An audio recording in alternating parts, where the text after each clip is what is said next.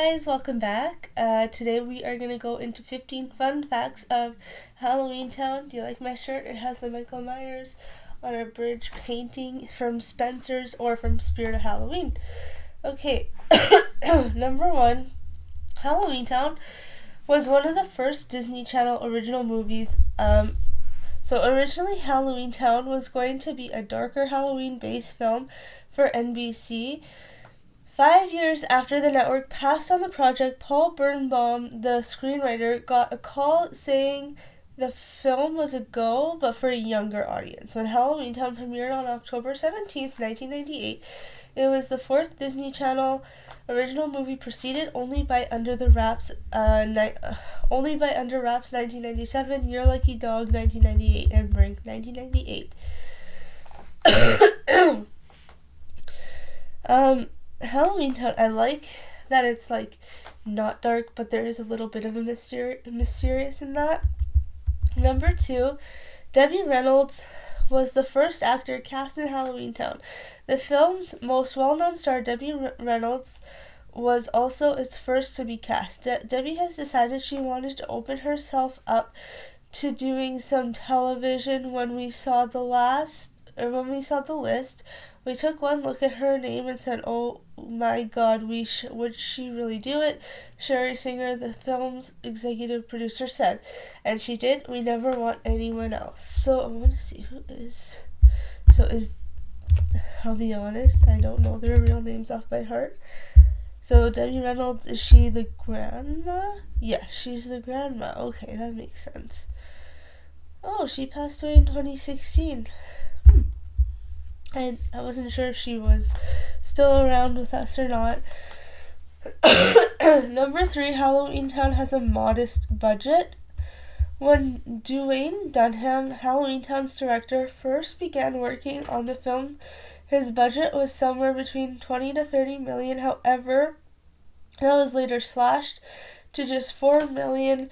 Rather than scrap the project, Dunham and the crew managed to make ends meet. They shot the whole film in just 24 days, and instead of hiring a whole menagerie of monsters, they had to reuse extras and cast them in various fantastical roles. Number four, Benny the Skeleton was a favorite Halloweentown prop. I thought he was a real, I knew he was a prop, but who was the voice of him? Or what was there? Though the film's budget was small, the production team did spend money on a certain cab driver. A fair amount of effort went into creating the sassy skeleton. He was built specifically for the film, and one person had to move his mouth while another attended to his various other limbs. The robot was worth the effort, though. Benny is one of my favorite characters. Dunham said he's just kind of a high, weird, wired, kind of crazy, like a New York cabbie. Number five, Halloweentown was filmed in St. Helens, Oregon. Halloweentown may not be real, but St. Helens, Oregon is. Though the city was only briefly transformed into a literal ghost town during filming, it still holds on to its Hollywood ties. Every year, St. Helens hosts the Spirit of Halloweentown Festival. The event is packed with spectacular assortment of spooky, family-friendly fun like costume contests and haunted tours. In 2017, the main Halloweentown cast reunited at the festival for the first time in nearly a decade to honor Reynolds, who passed away in late 2016. Number six, each year people in St. Helens light the iconic Halloweentown pumpkin. Halloweentown simply isn't itself unless the giant jack-o'-lantern in the town has been lit. A replica of the fictional world's enormous pumpkin glows in St. Helens each October. Okay. What?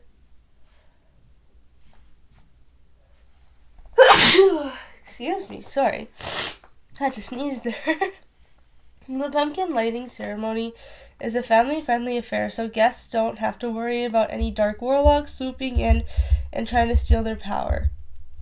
Number seven, who played Calabar in Halloweentown had to learn a bit of magic. You can't chalk all the magic in Halloweentown up to post-production wizardry. Robin Thompson, the actor who played Calabar, had to learn a few basic tricks while filming. That was not one of my skill sets, he told Bustle. I had to practice with a cane. I practiced with an appearing cane and a coin tricks where I pull a lollipop out of my ears and coin out of Sophie's ear. That was fun. Excuse me. Oh my gosh.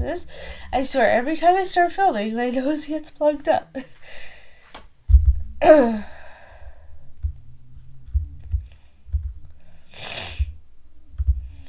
So we're on number 8. Halloween fans weren't the only ones who were disappointed Marnie was recasted in 2006's return to Halloweentown.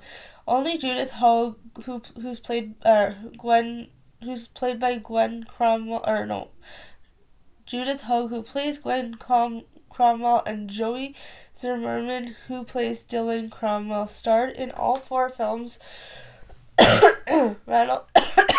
Reynolds' Grandma Aggie briefly appears in Return to Halloweentown, and Emily Rosicky plays Sophie. Does not feature at all, and though Marnie is still a main character in the 2006 film, she's played by a different actress. It's unclear why Sarah was replaced why she replaced Kimberly J. Brown, but regardless of the reasoning, fans weren't the only ones disappointed by the switch. I was disappointed for the fans, Brown told 17, and I guess a little disappointed in general, just because I love Marnie and the series, and just would always love to continue to play her.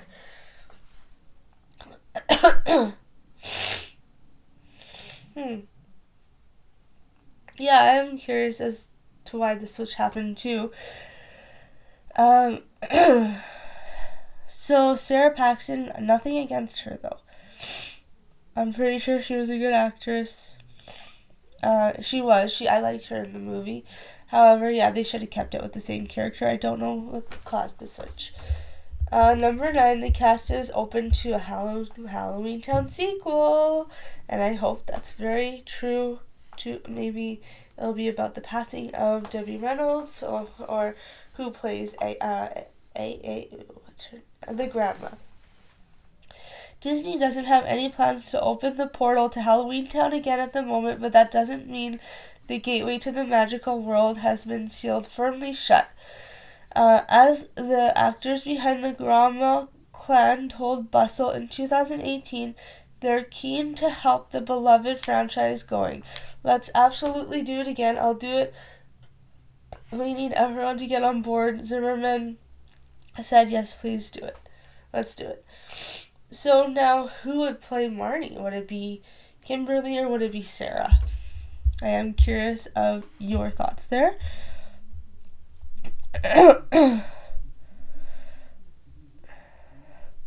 Number 10, there was almost a different ending. So while the first Halloweentown movie has a happy ending, where Marnie and the Cromwells save Halloweentown, originally the ending wasn't so simple. In fact, it was pretty dark. In the ending, fans all know and love Marnie places the talisman inside the giant pumpkin that resides in the middle of Halloweentown. For the alternate ending, Marnie was to place the talisman in the middle of the magical forest. As Marnie walked through the forest, she grew older and older with each step. Even though the ending was scrapped, they got so far as making a mold of Marnie's head in order to achieve the effect. Number 11, Kimberly J. Brown took a mold of her own head from the set, which I would too. Both the cast and crew took a few mementos from the Halloweentown set. With an elaborate set like that, who could blame them? Kimberly J. Brown, who played Marnie, says she still has a broom from set, and strangely enough, to mold a mold of her own head, she kept the piece that would have been originally used for the alternate ending. Director Dwayne Dunham admits to having a pretty good cool piece of memorabilia as well. We had a stained glass worker there. Dunham recalls a stained glass picture of a black cat with an arched back and the kind of an orange moon. The coolest part is that his kids love it to this day, and they put it out each Halloween. I sat in that window, and I put a light behind Dunham, said that's my beacon to Halloweentown. While shooting Halloweentown 2, Calabar's revenge Daniel Kuntz got quite the surprise when it came time to conjure the portal to Halloweentown. Kuntz, who plays Calabar's son and the Disney Channel sequel's villain, had to make up his own spell at the last minute. The script reads, Cal says spell and walks through the portal. Kuntz told MTV he assumed that he would be given a spell to say, but this wasn't the case. When asked on set if he had prepared a spell, Kuntz lied and said yes, then quickly scrambled to make something up. Believe it or not, he got inspired from a choir song he learned in school. I just pulled that out of nowhere and they ended up using it, Kuntz recalls, and I think it actually worked out pretty well.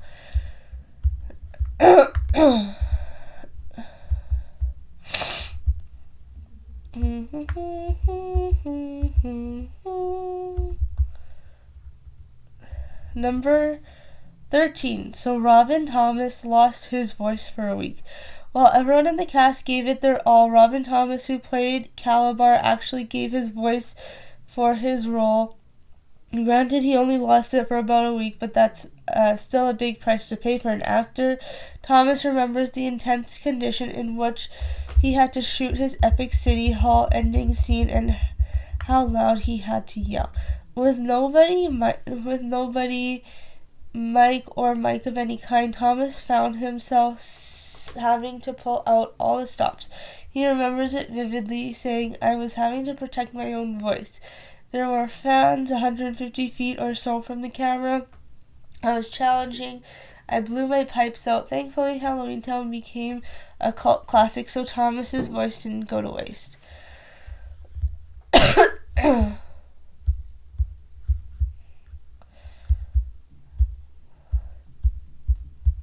Number 14. Kimberly J. Brown did not want to be recast. When Marty was recast for the fourth film in the franchise, Return to Halloweentown, fans were very displeased as we went over this, though some Redditors have admitted to enjoying the sequel. It spawned loads of memes on the internet poking fun at Disney for thinking that fans wouldn't notice or care that they recast the main character. In a candid interview, Kimberly J. Brown made it very clear that she did not want to be recast as Marty. I wanted to do the fourth one and was fully available for the shoot. Brown said, nothing makes me happier than playing Marty. Disney decided not to use me for the fourth one. I don't know why. I was definitely disappointed not to do it. If fans weren't already angry, they are now. Rumored scheduling conflicts were said to be the reason Brown was recast, but it seems that wasn't the case, as she was available, so that doesn't make any sense. And last but not least, Halloweentown High and Luck of the Irish were filmed at the same school. While Disney may be one of the biggest production companies in the world, that doesn't mean the studio isn't above reusing shooting locations as much as possible. This was the case for high school, where Halloweentown High was filmed. Halloweentown High, the third film in the franchise, was actually shot in the same high school as another Disney Channel original movie, The Luck of the Irish. This is especially apparent when fans see Aggie, played by Debbie Reynolds, teaching basketball during gym class. It is clearly the same gym where we see the main character Kyle and his team play in The Luck of the Irish. Both scenes involve basketball too. There are many shots where fans can see same lockers and classrooms as well. And that is it, my friends. I don't know. Which Halloweentown did you like the recast with Kimberly and Sarah and the switch up? I personally, it doesn't make sense because it's like, how are they, they don't even look alike. At least could have found someone that looked like Kimberly. I would like to know the real reason if she said she was available. Did you not like her or something? Was there conflict that you just don't want to talk about? Was there a problem with, like, you know, her appearance, which there never is, but, you know, back then there would have been, unfortunately. So, like, I want to know, Disney, what was that? What was the reason behind that you had to recast? Because she was perfect. No hate to Sarah, though. I do like Sarah's acting as well. I love Sarah in Aquamarine. That was, like, one movie at the end that made me almost cry as a teenager. Anyways, enough of that. Let me know. Happy Halloween. I know it's a little more than a week away, but we're getting closer. And then soon will be Christmas, and I can't wait to do more Christmas stuff because I love Christmas more than I love Halloween, but I still love Halloween. So you all have a great rest of your weekend, and we'll chat later. Bye now.